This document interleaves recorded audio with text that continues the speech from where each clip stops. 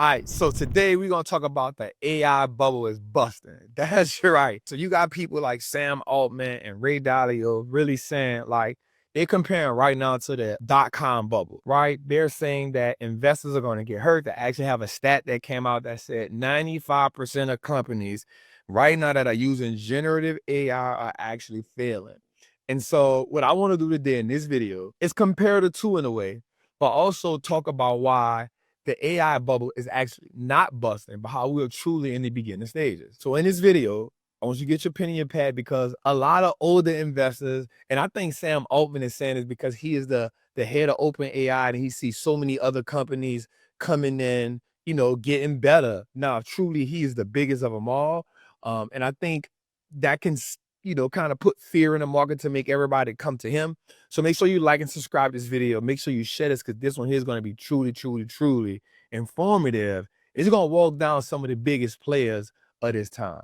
All right, let's get into it, man. So I got my notes right here. Y'all know I keep my notes on me.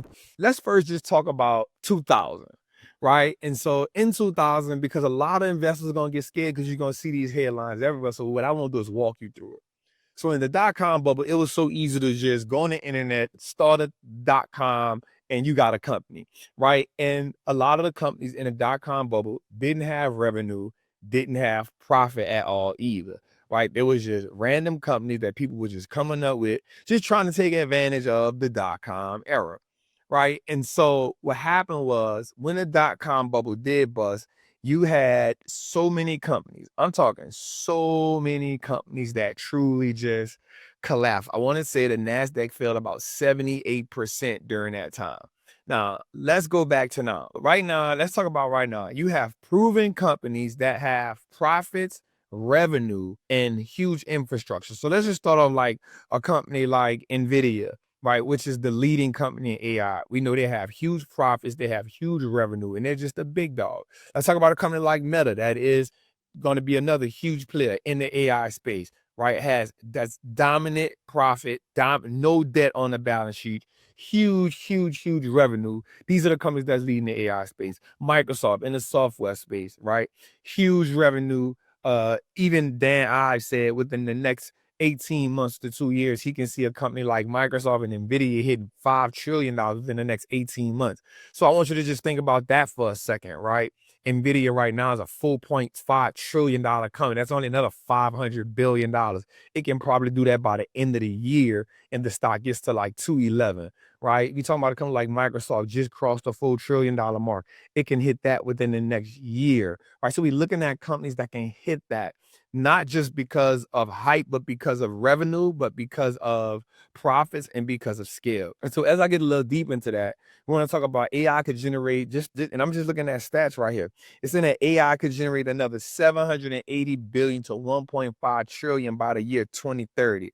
That's not just anything. There's nothing in the dot-com bubble that could even come close, right? And so today's AI has so much fundamentals. Also, to even start an AI company is going to cost millions of dollars, right? So unlike in the dot-com bubble where you can just throw up anything. So even though I understand why people like Sam Altman and people like Ray Dalio may say things like this, let's think about a company like this. Amazon is spending $33 billion on AWS in 2025, revamping for AI to drive growth across all data centers, right? We're not just talking about startup hype. And I think that's the thing that was really strong when we look at and we talk about the dot-com bubble. When we talk about the dot-com bubble, these are just random companies just popping up.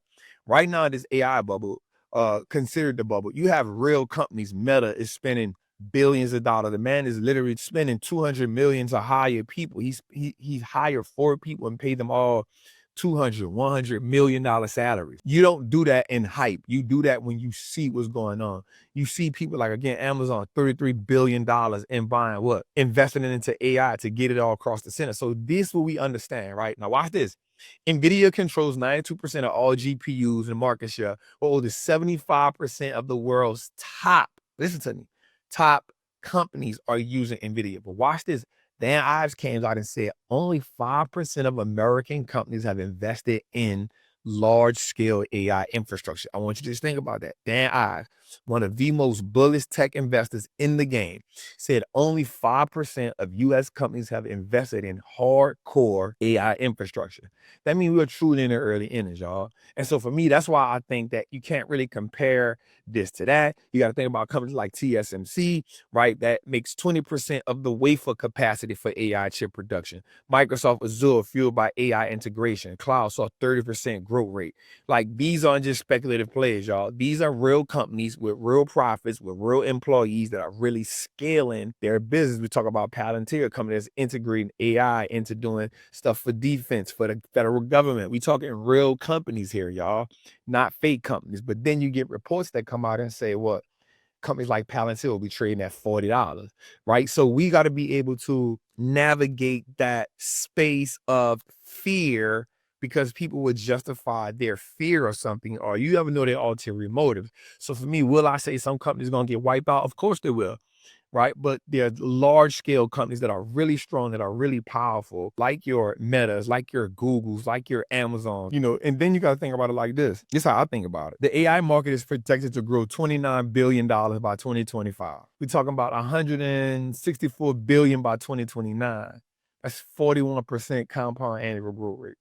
Right, in 2025, I wrote this down, right? In 2025, data centers will use 52% of all AI chips. So that's AI data centers going to use chips. And you're talking about automotive, you're talking about hair care, you're talking about dentistry, dental, you're talking about everything you're doing right now has a AI powered something in it.